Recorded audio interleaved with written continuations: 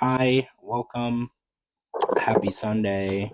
So, we just watched part four of this five-part tell all. It was actually the conclusion of the filming process of the tell all. So, Sean Robinson has made her exit. She is no longer a part of it. Now we're going to go and we're watching the scenes as they're leaving the studio and heading back to the mansion. So, that'll be last week. Hey, Jen. Hi. So yeah, we're hi Portuguese Princess, Gina. So we're gonna be talking about this part four tonight. Where is Kara and Dee? Let me invite them. San Diego News. Hello, San Diego News. Hi, Wheels 1056. Oh, there's Kara. Yeah, so this I actually got a link on Facebook and I was able to.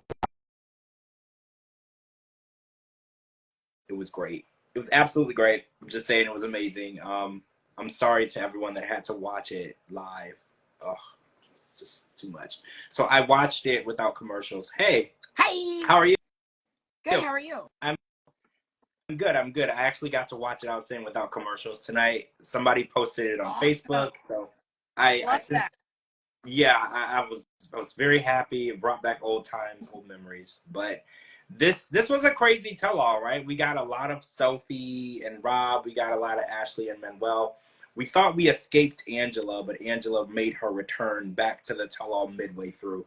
So whenever Dee Dee decides to join us, we'll get started so we can get into this because I have so many notes. Like I have like pages and pages of notes. We're not going to get to all of it, but it's definitely it was a lot. Oh, someone in that Jen says I love Manuel. Yeah, we're gonna talk about Manuel tonight because we got a little insight into his sinceriousness, I guess, and sincerity in their relationship. Okay, wait, Dee Dee's here. Let's hold on one second before we get too deep.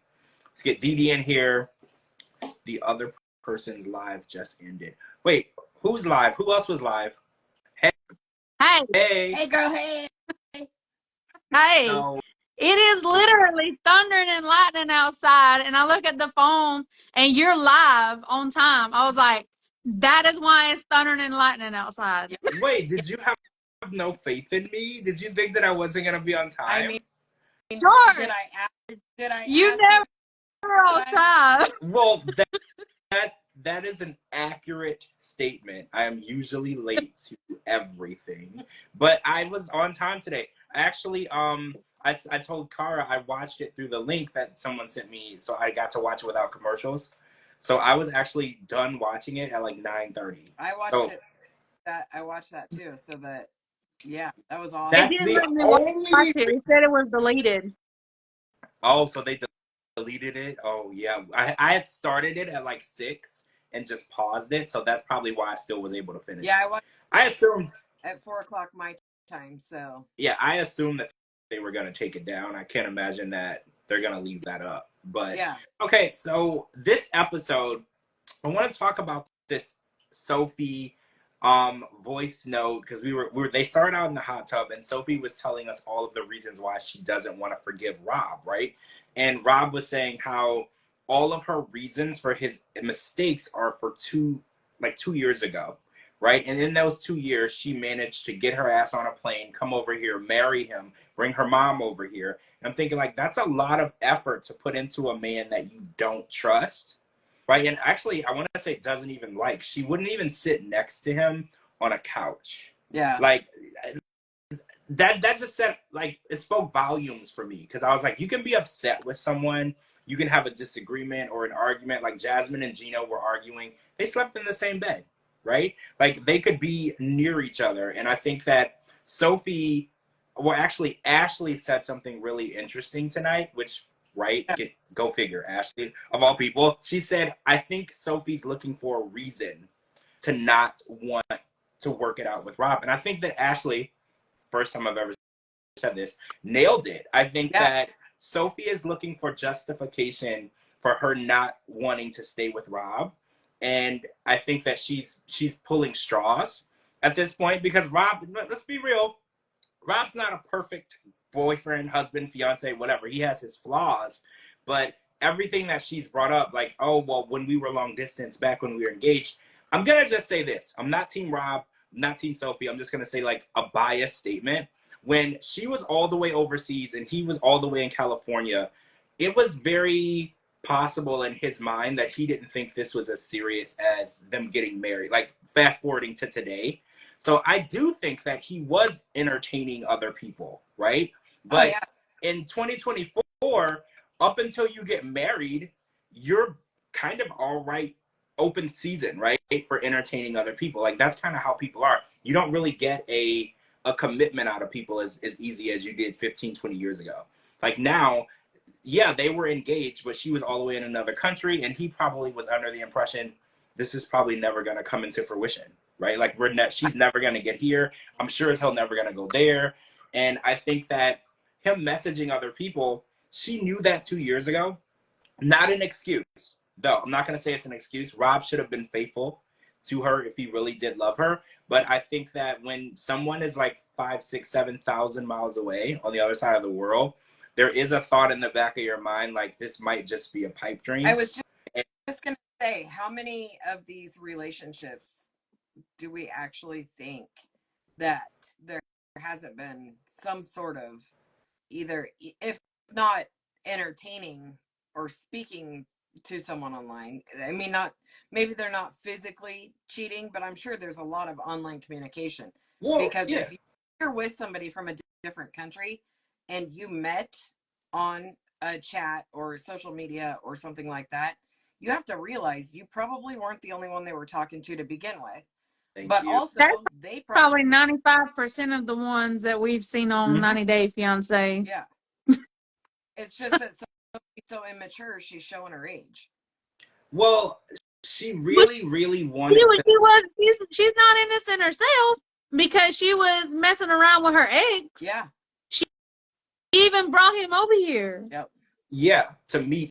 And then that's when Rob actually found out that they had not just dated, they had been intimate together. They had slept together. That's when Rob found out, after she brought him all the way to California to see her. The fact and that that's out is bi and never tells him that she's been with a woman. She has so many more hidden secrets than he did, in my opinion.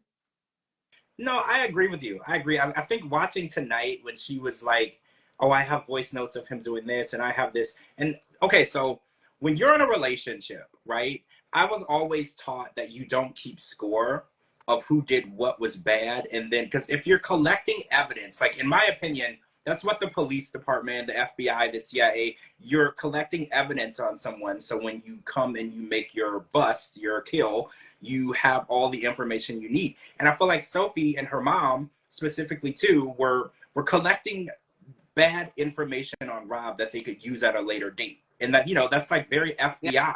Like, if you really love someone and you want to make it work, you're not going to always keep a negative score on them that you have in the back of your pocket that you can pull out when it's convenient for you. Yeah.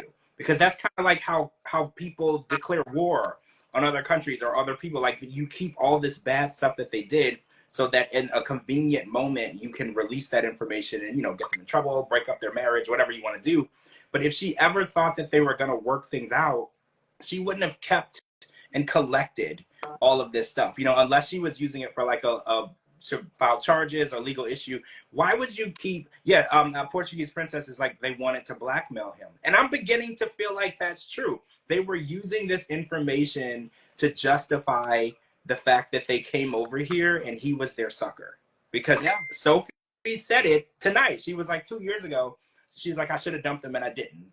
And I was like, but you're actually being truthful. You know that you didn't want to be with him 2 years ago, but you managed to fly over here on a K1, marry him, fly your mom over here, move into his house, move out of his house. Like, all of this in that period that you knew that you didn't want to be with him. And it's like, you're showing your ass by saying, well, yeah, I should have left him then, but I can't leave him now because, well, we know because her green card has not been processed yet. She can't stay. She hasn't fulfilled her time commitment, right? Because there's no proof of actual, like, physical abuse that we know of. We did see that video where he was extremely verbally abusive to her. So if she did want to use that one, that new law that protects, it's like a battered women law that protects people that are here on a visa, she could file for that. but it looks like she's just trying to wait out the process. Like she clearly doesn't want to be the Rob, but she also doesn't want to bother the process that's already going on. She doesn't want a divorce. She She doesn't want don't any want to be with him, but she don't want him to be with nobody either. Yeah.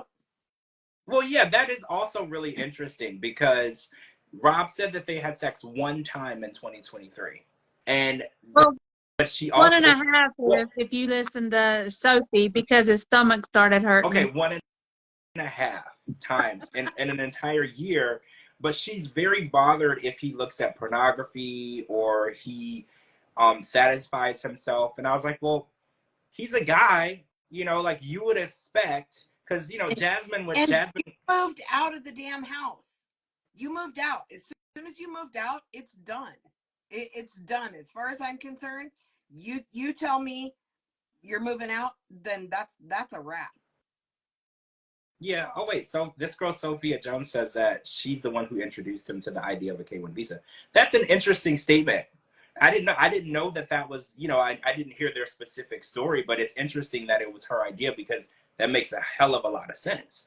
Because she seems to be the one that wanted to get over here so bad. And another thing that I was thinking about tonight, she had a whole friend group. She had a whole circle of people over here when she got here, which is really telling. Like it means that this plan was calculated. It was premeditated. She knew that she wanted to get over here. She knew that she had people waiting. She had Kay waiting to take her in. She had a lot of things planned out as though that she knew the wedding and the marriage wasn't going to work out. And within 3 months, she had already moved out of the house. Like it was already that situation of, oh, well, I can't be with this person. And she always keeps saying the statement, if you knew what I was going through. Yeah. And I think Liz was kind of irritated with that. She's like, well, show us. She was like, pull up some receipts. Let's see voice notes. Let's see text message. Let's see all of this stuff that he put you through so we can understand better why you abandoned a marriage 3 months into it and you won't divorce him and let him go. You just want to keep him dangling, from this little string. Like he keeps calling and saying, I want to work it out. You don't want to work it out. Like what did he do that was so horrible? Because we're all here, to hear what really happened. And it was really funny because she was like, oh, I don't have the voice note. My mom has it. Her mom doesn't have the voice note. And I'm beginning to think that she's a little more manipulative than I gave her credit for. Right? Like I didn't think that she was like super, super manipulative, but I think that at this point, her and her mom are painting a picture of Rob that might not necessarily be accurate. Yep. I was Team Sophie from the beginning. And then this season changed everything for me. I'm definitely Team Rob, and I have been for a while. This girl, she's immature. She shouldn't be here. She's controlling. She's entitled. Like she just needs to go home. Just go back home. But we all know she's going on whatever last resort. We all which they gotta figure something out in the house to make her be there. Maybe this can be their final chapter, right? Because Molly and Kelly, that was their final chapter. Kalani and Oswelo, they're their final chapter. Like maybe this will be the end. We don't have to deal with their crap anymore. Because somebody said this to me the other day. They were like, we got Rob and Sophie back to back to back. Yep. And I think that's why she's so irritating to me. Because I was like, we got them all. We got Jasmine and Gino back to back. Yeah, and I think Ashley and Manuel as well. You're right, and I think that's why I'm so like, because a lot of times I'm rooting for people. I want them to work. And at this point, the people that we got back to back, it seems like they were all doomed from the start. So we couldn't really even have been rooting for them to begin with because anyone with common sense could see that they weren't going to work out. Yeah. So watching like Jasmine and Gino and watching Ashley and Manuel and watching Rob and Sophie season, then their season ends, then they're right on the next one, then that season they're right on it's just we're watching a doomed marriage in each state of failure. You're right, and it's like it's building this negative outlook on the people involved. And I don't want to be negative towards people. I don't ever think that when someone's marriage falls apart it's good, but sometimes in these situations the way people are being treated, especially in the Michael and Angela situation, sometimes when a marriage falls apart and people are set free, it is good, right? Like it is a good thing. I don't want to celebrate the end of a marriage, but when somebody is being mistreated the way that Michael and Rob and and I don't know, I want to say Ashley might be being mistreated too at this point. We're going to get into that, but I do want people to be treated better. So I want to talk about Ashley and Manuel, because tonight Manuel finally admitted that he's hoarding money. He's taking money from Ashley and he's putting it away. He didn't say that he was using it like as a way to leave her or as a safety net, but he just said that she spends too much money and he wants to be the saver in the relationship. So I want to get y'all's reaction. Do you think that that's really what's going on with the money? Do you think the money is actually in the house, like Manuel said, or do you think the money is somewhere else being stashed waiting for him? It is with his in New York real with his wife. Yep. So you think that the money, because it's interesting, he would say like, oh, I need $300, like by his definition, and then he only would need like 100 or 200, and then he was skimming. What do you call it when you skim some off the top? Isn't that embezzlement? Yep. I think that's basically what embezzlement is. He was basically embezzling money from her. He would ask for a specific amount, which he needed a lower amount, and then he would skim the other part off the top for himself. And that in itself is such a horrible form of distrust, right? Like to say, like if I asked Didi, if I called you and I was like, oh my God, I need $300 like right now, but I only needed 100, and then you give me $300 and I take 200 and I just keep it, that's basically fraud, right? Like I defrauded you out of your money because I made it seem like I needed something that I didn't, and I'm just benefiting. And that's why there's laws against fraud and embezzlement and money laundering, because that's literally what people have been doing for decades. They get money out of people out of false pretenses. And then he said something tonight, which everybody in the cast was really surprised by, especially her sisters. He said that he still doesn't know if he's fully into this marriage. Because they were like, would you ever leave her? And he was like, maybe. And I thought that was really ballsy, because she's paying his child support. You know, she's supplying everything in his life right now, and he still isn't 100% sold if he even wants to be with her. But you know, Patrick, he had some good things to say tonight, and I was kind of proud of him when he said, you know, she's talking about how it takes time and she's too busy, and you know, she's running the business and she's doing this and blah blah blah, so she didn't have time to fill out the paperwork. And then Patrick says, but you had time to do a post-nup. That's so true. That is so true. And she has time to go to the gym. Yep. 4 hours a day. So yeah, I want to talk about this. So the paperwork is not fully filled out, and you know, we learned from Gino that this paperwork is not something that a normal person should be even doing, right? You should hire an attorney who specializes in this paperwork, because Gino thought that he knew what he was doing and he forgot to list her kids.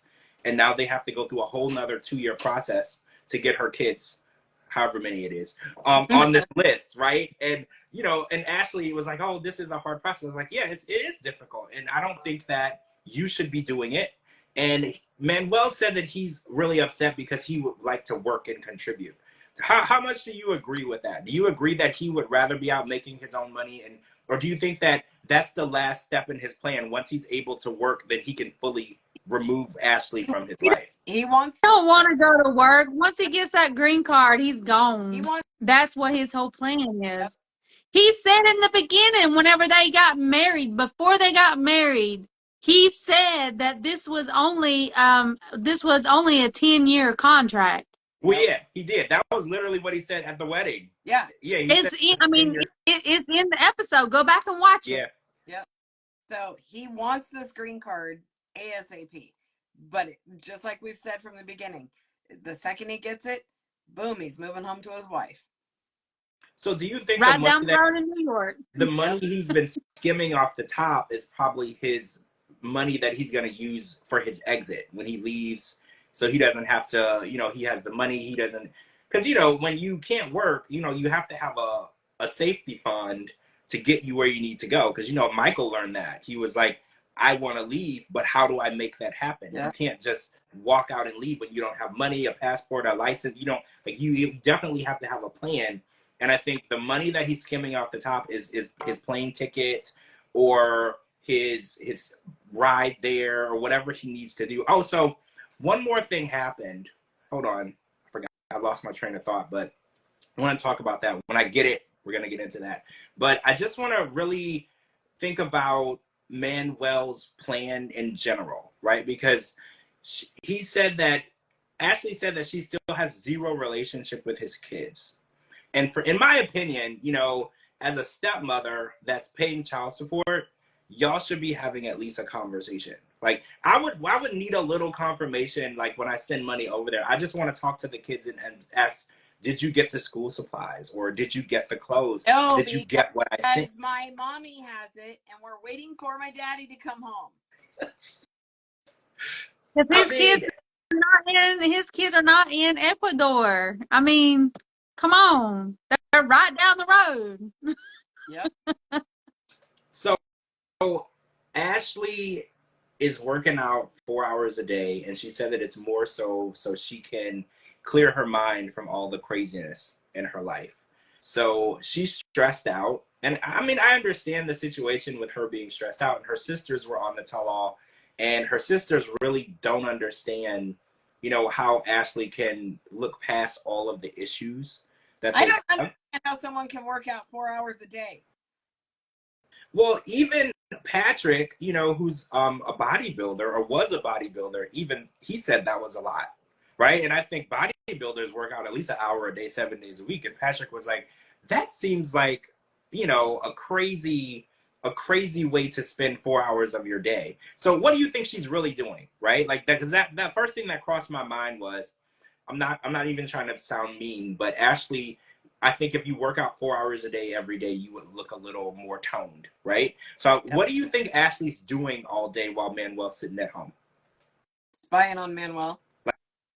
Like checking his location and watching what he's doing, because it's hard to say, but if she's running a business, $1 million business, if she's running this business, and I mean, I've owned businesses before in the past. I had 4 of them, and I worked them 18 hours plus a day just to get them off the ground. If you're running a business and you've got a fiance from another country, you don't have 4 times to go hang out at the damn gym.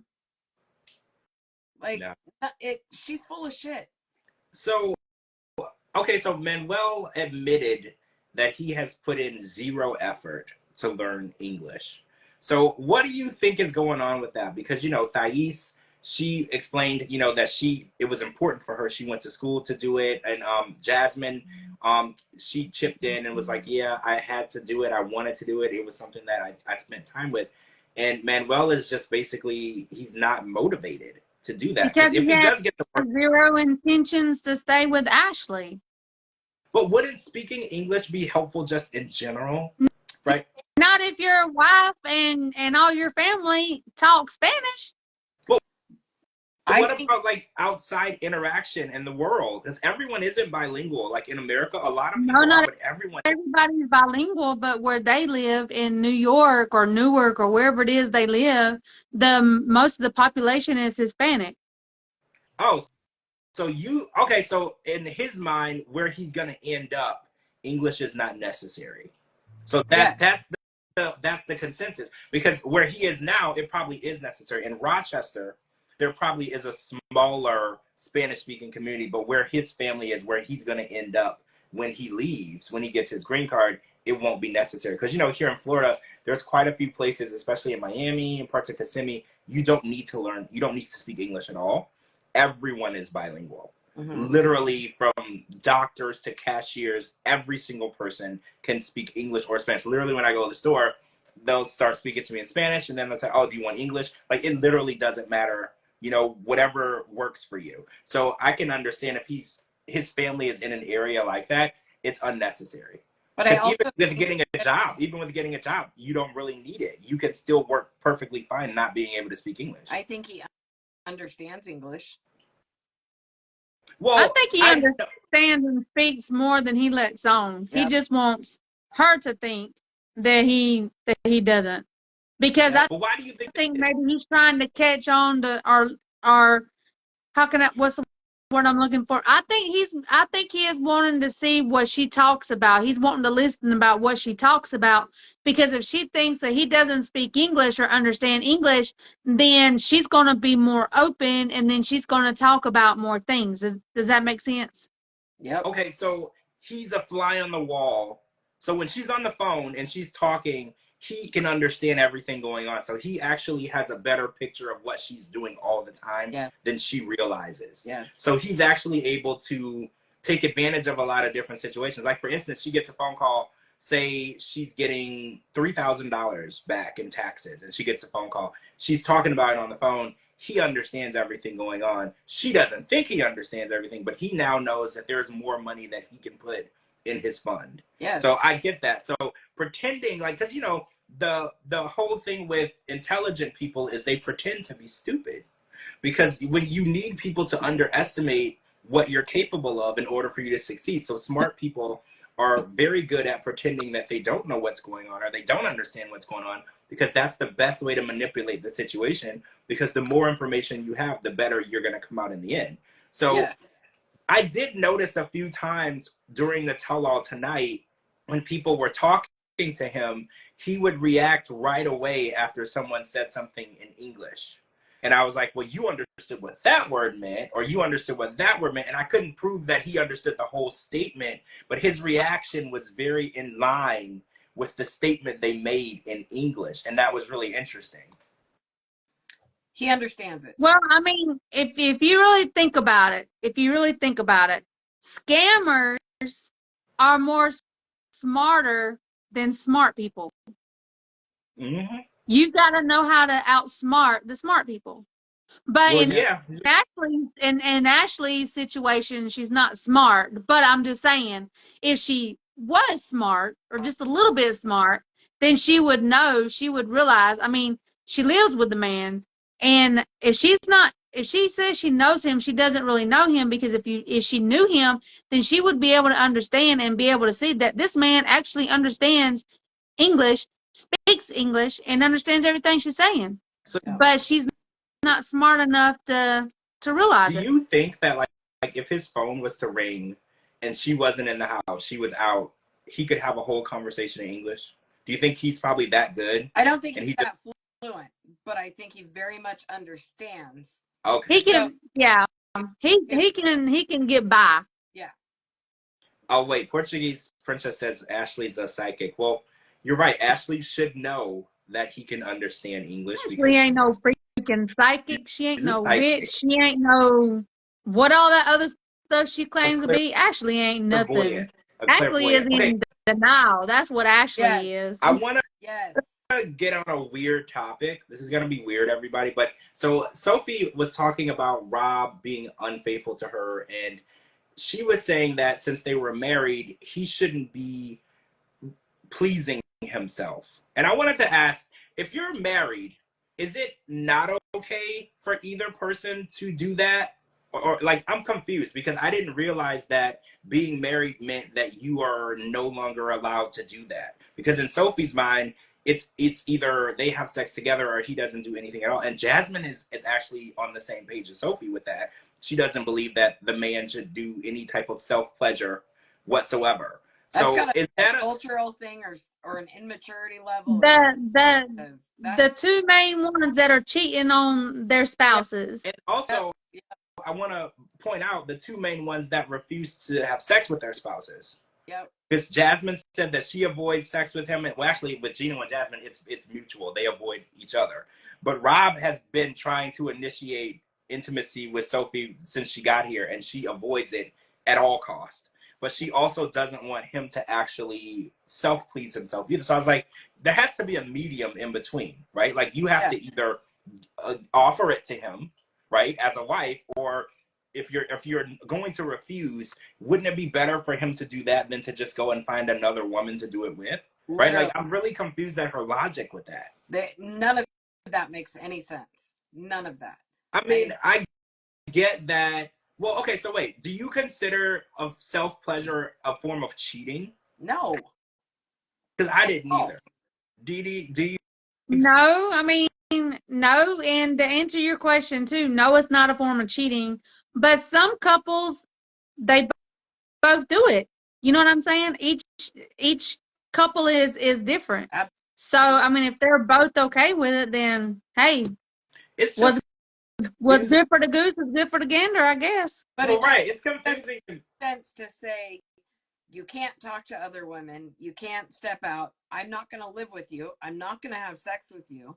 The only thing you can do is me, but you got to catch me. Well, right. You have to locate me and get me to answer your calls because I'm not going to do that either. It's just, it's really confusing because she feels in her heart that she's the victim, right? Like she started crying and she was telling the story of how she had a custom item made and used it and it wasn't enough and he was still looking at pornography. And I get that pornography can be a real issue in relationships when the person is more into pornography than their spouse. But I don't think that that's the case with Rob. Rob has made it very clear that he would love to sleep with Sophie every day. She's not making that an option. Like, I don't think that he is pushing, because I think in the Jasmine Gino situation, Jasmine is saying that Gino would rather go in the other room and do that than be around her. The Jasmine and Gino pornography thing, that one strikes a different chord. Okay. Because is watching pornography okay? Absolutely. Knock yourself out, do what you got to do. Is watching pornography of your ex okay? Absolutely. Whoa. Fucking. Yeah, see, that's true. That's true because that's a real person that you could have access to. You know, pornography is, I think when you put in a big picture, it's a fantasy world of things that aren't real. Like if you're watching a cartoon, you know, like that's a fantasy world. They're not real people. None of this is real. You can't have any outside interaction with these people in real life. This is only a fantasy. But when, like you said, when you put a real person into the mix that you could call, text, or see, because this ex actually lived in Michigan where Gino lived, that is different. Someone you've slept with in the past. Yeah. That is not okay. You don't need to continuously be searching for that. You left that. You're with me now. You don't need to be having any form of contact like that. Yeah. True. There's so many different levels to that, but Gino's level is a little bit different if that's what's really happening. But I also don't know that I believe Jasmine. 98 times. I don't know either because at first she was like, "Oh, I'm avoiding sex with Gino because I don't want to get pregnant," and then she's like, "I'm avoiding sex with Gino because, you know, we're fighting," and then she's like, "I'm trying," and then when he took her on that trip to Florida, he was trying to have sex with her, and she was like, "No," and it's like, I don't know. Her story is different every time we talk to her about it, and also Gino's coming from when he says, when everybody's just like, bang it out, bang it out, bang it out. And he's like, can you imagine how, yes, Jasmine's beautiful to look at from afar. But if you had to listen to her screeching at you every single day, day in, day out, and none of it was positive, that would take a serious toll on you mentally, physically, emotionally, sexually, in every manner. Like you would not, I could not handle being in a room with her. Just what I've seen on TV. Somebody brought up to me something called performance anxiety, and it's when a man can't perform when it's like when someone is like verbally attacking you or they make you really nervous. It can be triggered by lots of different things, but Jasmine is a bully to Gino. Like I hate to say it, but it's just realistically, she's a bully. She says things that a hateful bully would say to you. So Gino might actually have performance anxiety to where he can't physically perform with someone who says such vile, horrible things to him.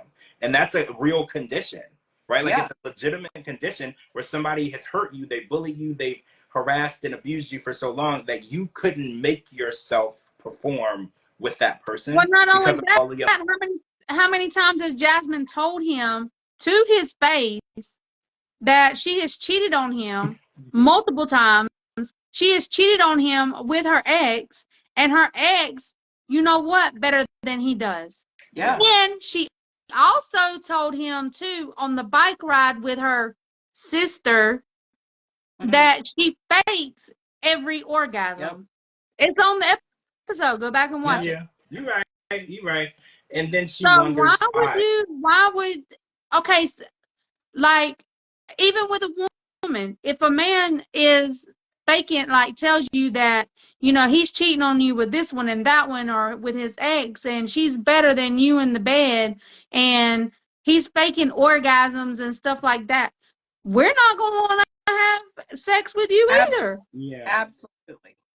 Yeah, I agree with you. Actually, I agree. Speaking of Jasmine, so we had a Lauren and Alexi segment tonight. I apologize in advance for everybody who had to watch that. But we found out from Jasmine that there's a surgery that she's interested in where they break your ribs. The same one Larissa had. Thank you. That's exactly what I kept saying. I'm pretty sure Larissa did this. That is insanity, because Jasmine was like, "Oh, it's my waist. I don't like my waist." And I was like, "What waist?" She's so thin and she looks so great. And I think at this point, it scares me the lengths that she would be willing to go to change the way she looks. And again, I always firmly believe that women are fully responsible for the decisions that they make for their body and what they do to make themselves happy. But breaking your ribs that are perfectly fine and healthy, right? This isn't like repairing situation. This is just to break them and remove them, right? Like that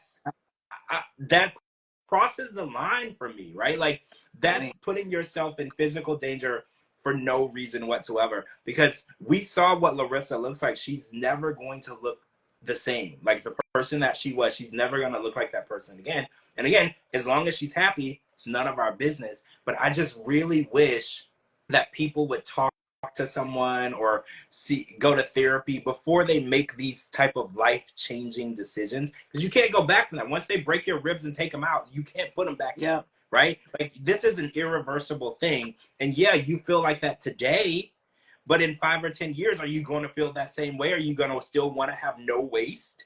You know, like that's going to also alter the type of clothing she has to buy, because they only make clothes so small. But if they remove her ribs and make her waist, like, you know, have you seen this? There's this lady online who had the surgery, and I want to say her waist is like this big. It's something really ridiculous. There's like a bunch of videos. It's scary to me. She looks fragile. And honestly, I'm just terrified, because your ribs are there as a cage to protect your body. And then when you go and remove a protective cage, I'm just worried about what could go wrong. But also, right? When you're taking away the space for all your organs have to go somewhere. So when your waist goes like this, your kidneys go up, your intestines go down, vice versa. Like, where the hell does that shit go? It's not. That's so crossing a line. Yeah. That should be. And then she's talking about breaking her ribs, putting more fake whatever it is she put in her butt before, because I don't know what they did to that woman's butt, but it looks awful. And then one even bigger on her boobs, all in the same time, and getting liposuction. I hope she doesn't go back to the doctor that stuffed the packing peanuts in her shorts. But like, I guess my real thing is, what doctor has the morals to say, "Oh, you're perfectly healthy and your body is healthy, but I'm gonna break your ribs and remove them just because you want me to"? I was under the impression that doctors took an oath to only do things to help better the lives and health of other people. I'm beginning to think that that's not a thing anymore. Yeah. It's like, if you have enough money, they'll just do what you ask. And I think that's what's scary. I think doctors need to have a moral high ground that says, hey, you know, this doesn't add any improvement to your health. So, and you're not like in danger of any ailments or issues. So I'm not going to do that because I don't feel comfortable. But now doctors are like, do you have the 20 grand? Yeah. Let's get it done. You know, and I think that's what scares me. Some doctors will even write down the wrong thing just for your insurance to pay for it. Yep. See, that's really scary now. Like, to the point where, because, you know, there's a story that recently leaked about Matthew Perry, and they arrested 5 people who helped in his death. 2 of them were doctors. Yeah. I think that is what really, I mean, I get that we are regular people, our morals may not be as high, but if you're a doctor, a lawyer, a police officer, FBI. You should have higher morals than everyone else. You should make better decisions, especially doctors. So prescribing, and then the fact that those doctors were text messaging back and forth saying, oh, this moron, how much you think he'll buy? That's what's scary. Yeah. And then there's people like Jasmine and Lauren who are putting their lives in the hands of people like this. Yep. Right? These are the people that you're putting your lives into. They value money over your human life. Whatever procedure you have, as long as you can pay them, they will do it. It might not be healthy. You know, it might be an extreme risk, but they're still going to do it. And I think that's what's scary when I see, well, men and women, they're suffering through body dysmorphia and they're going about it in the wrong way. It starts in the mind. So in my opinion, if I was a doctor, I would make a person go to a psychiatrist. And when they finished and the psychiatrist signed off on it, then they can come back to me as a doctor. Yeah. You know, I feel like there should be a process. It shouldn't just be, as long as you have the money in your pocket, you can get whatever you have done. Because medical procedures should improve your health. Yeah. Right? I completely agree. Yeah, me too. So we got a little issue tonight. We got to talk about Lauren and Alexi, because Alexi had a little male chauvinism tonight. Like he said that he wants his wife to be a mother and to take care of the home, and he kind of has an alpha male side to him. I never saw that with him, but I did see it a little bit tonight. Do y'all think that this is all BS? You think that they were just trying to add to their story? Because I just don't see Alexi as telling Lauren what to do. First of all, Lauren is loud, and I feel like she would just scream at him. Like, yeah. I don't see that would be the issue. So I was just wondering how y'all felt about that. She's so extremely entitled. This had to be for show, but I don't blame him. I mean, he is not wrong. He stepped up through all this surgery bullshit. Yeah, he saw what she does, but he does that too. Everything but the laundry. But he's also working outside the home. Yeah. So you cannot compare the two. You just can't compare the two. Is a mom's job hard? Abso-freaking-lutely. But you can't expect a man to be 50-50 and go outside the home, work, and then come home and pick up 50% of your work that you were home all day. Yeah. You know? Yeah.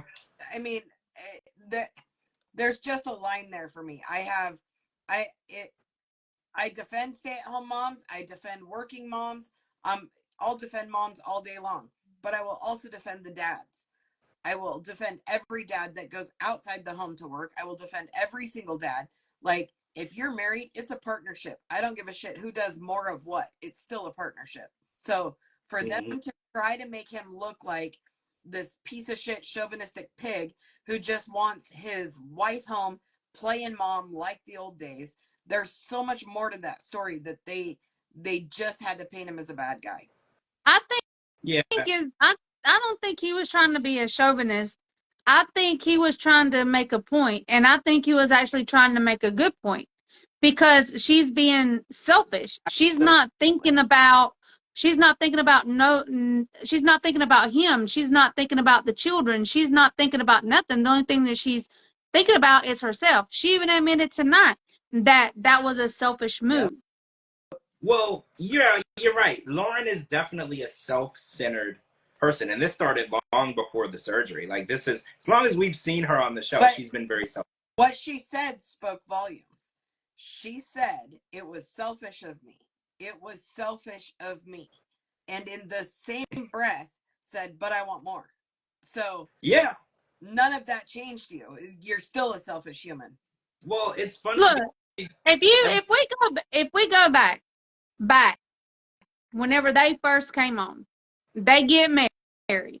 Everything's good. She begs Alexi for kids. Yep. Yeah. Am I right or am I wrong?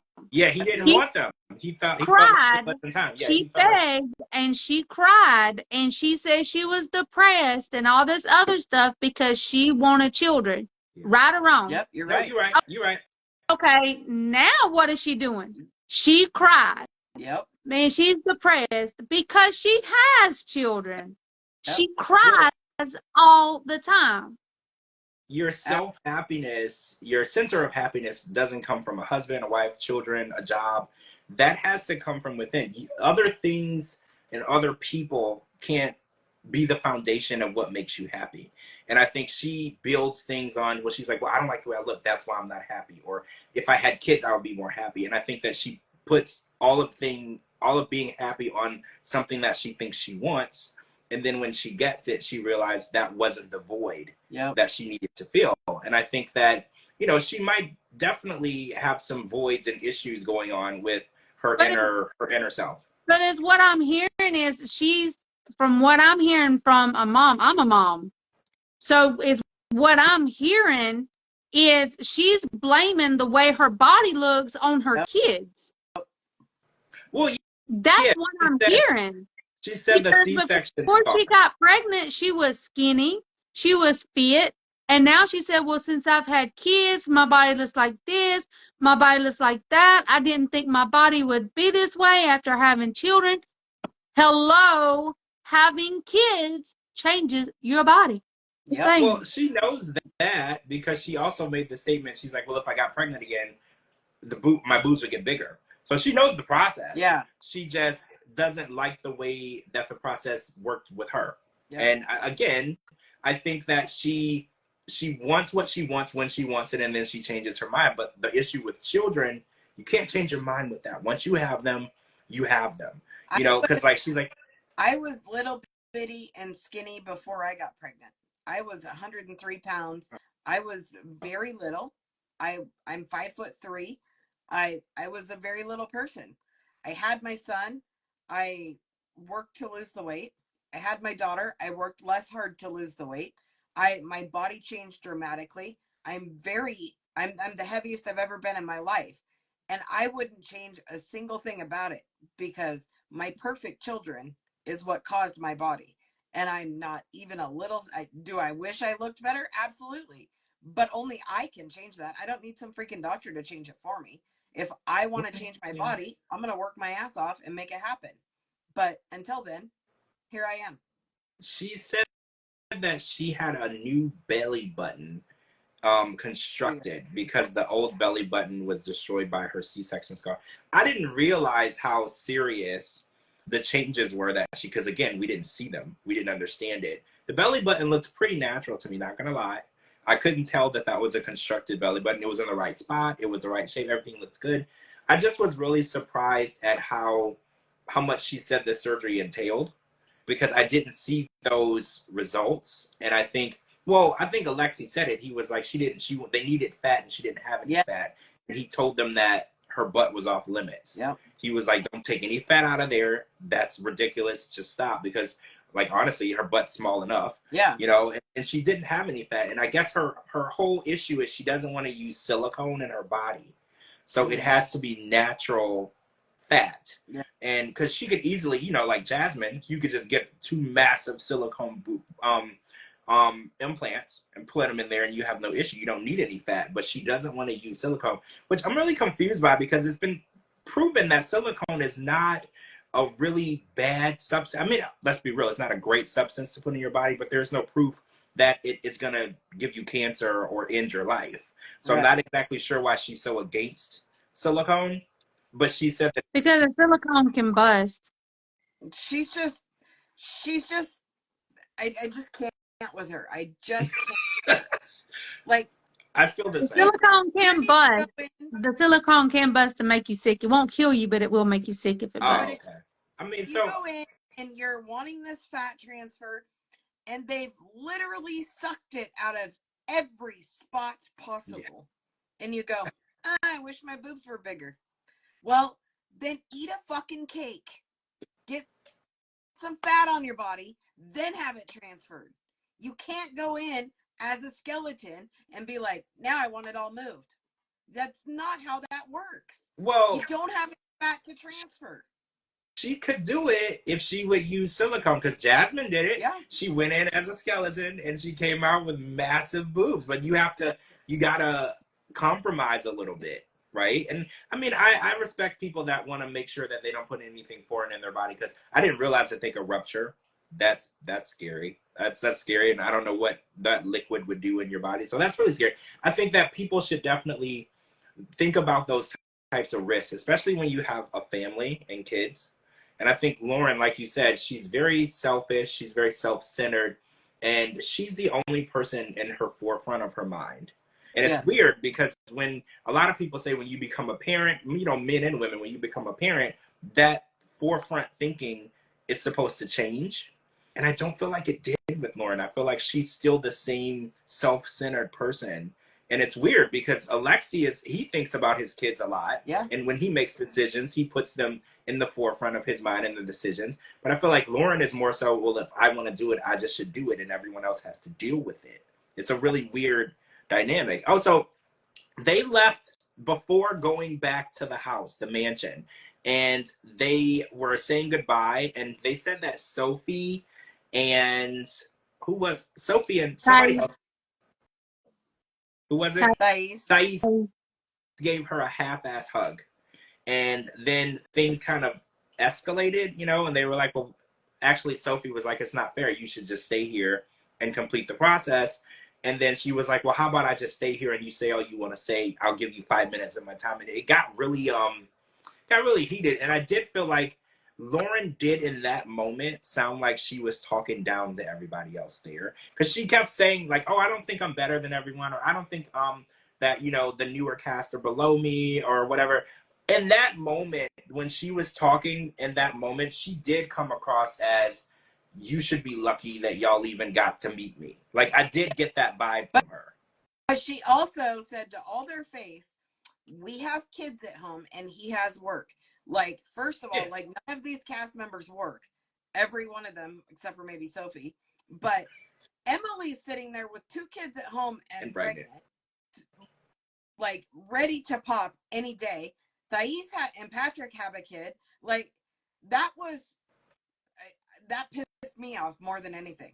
Well, I agree that having children is not a valid excuse because everybody had that same issue. Yep. Right? Like when they were planning on being there, minus, you know, Jasmine and Gino and Manuel and Ashley and Rob and Sophie, everybody else had that issue. You know, they had to make sure that their kids were going to be watched. And if everyone dedicated, apparently they were there for a week. That's crazy, right? I never realized that they were there for a week. That is a long time, though, for a parent to be away from their children. So it might have been smarter for them to bring a sitter or a family member with them on the trip. They did. They did? Maybe they did. We don't know. Well, we don't know what happened out. That's true. That's true. I mean, I want to be sympathetic because I'm terrified of the idea of strange people watching people's children. So, like, if they really didn't have anyone that they could trust to watch their children, I support them getting on a plane and going back to be there for their children. I'm not going to hold that against them because I watch the news. Yeah. Right? There's enough weird, terrible stuff going on. So if they felt that it was the best thing for them to leave, to be there for their kids, I respect parents that make those decisions. I just do. Yep. Because but you just don't know. You can't make it like you're the better parent because you have kids and you got to go when these other parents are sitting there. You just, that's not okay to throw that in their face. Yeah. I've got kids and we've got jobs and blah, blah, blah. Like, all you pieces of shit down here that have the exact same thing going on that we do, we just got to go. That's... Yeah. You don't get to do that. It did come across that way. And it's funny because a lot of people that talk about them that have met them before say that they give off those snooty, stuck-up vibes, right? I've never met them in person, so I would never say that that's accurate. But watching the way that when she sat down, she's like, you got 5 minutes. I was just like, that was really entitled and bratty. Yep. Like you are talking down to them at this point.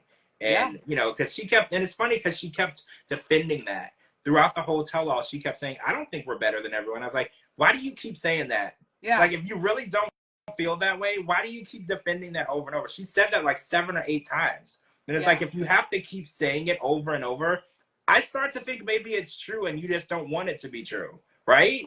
Yeah. The guilty dog always barks. Yeah, she brought it up a lot. Before we get cut off at our hour, I just want to address something that Angela said that really burned my ass. So God bless Kobe for standing up for Michael when he starts saying what's on his mind. And she turns and looks at Michael and she says, take up for me. You never take up for me. Yeah. You literally have thrown this man under the bus. You told everyone about his wet dreams. You literally you've done nothing but smear him. You've never taken up for him once. Why in God's earth would you expect him to do that for you after you just told him, I hired a private investigator, you've been scamming, you're a piece of shit, blah, blah, blah. You want him to stand up and be like, oh, don't talk about my sweet lady that way. Yeah, I caught that too. It's very interesting how she feels that but I do believe that Angela is like, oh, he's below me and he should worship me, you know, for what I've given him. And it's like, well, what have you given him? Because so far that he's been here, he doesn't seem very happy. You're like, what should he be grateful for? But you know, like when let's all appreciate the fact that he started a GoFundMe to fight her, and he had a goal of $25,000. Last time I checked, he was at almost 40 grand. So that says so much about who he is versus who she is. Because if she started a GoFundMe, it'd get shut down so fast. They take that down. Human.